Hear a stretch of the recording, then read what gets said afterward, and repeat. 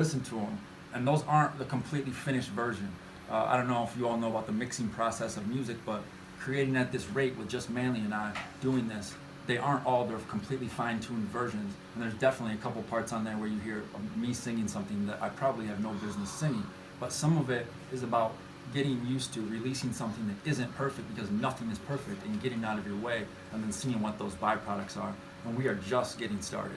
I mean, we haven't even promoted this barely at all, because we wanted to establish the routine so I can talk from a position of experience instead of just saying you should go do this because we decided we might try it.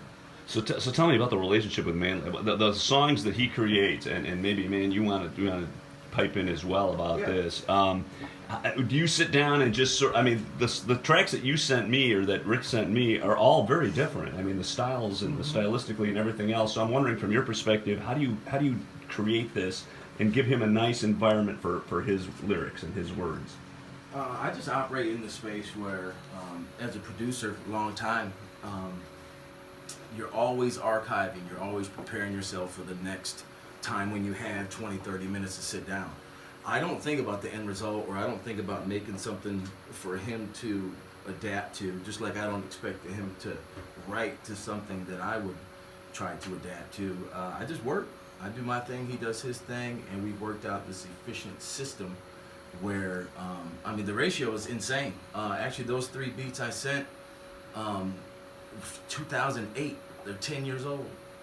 10 years old. And so going through these archives, what I do is we'll take this sketch and then I'll add new information to it. Right. Then we'll change it, adapt it. Maybe I don't like the samples, or maybe I don't like it, so I'll just make something different shaped around what he did. And Sure. so it's really, every single chance you get to sit down and work, you work. And then I hand it to him, and some stuff doesn't shake out, but just make more. So Rick, I'm curious too, in terms of what you found, in terms of the message that you're trying to get across. 161 of these already, as you're halfway through. Are you finding that you're commenting exclusively on societal things, or are you doing personal things? I mean, what have you found in terms of the breadth of topics and subject matter that you're covering?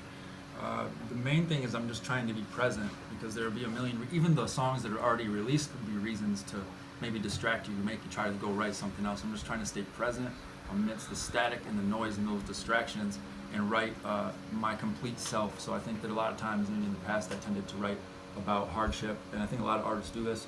And so trying to write more about the complete experience, and some of that is commentary, and some of them are stories that have nothing to do with me. I'm telling them from a narration standpoint, and these songs are all pieces of a giant puzzle.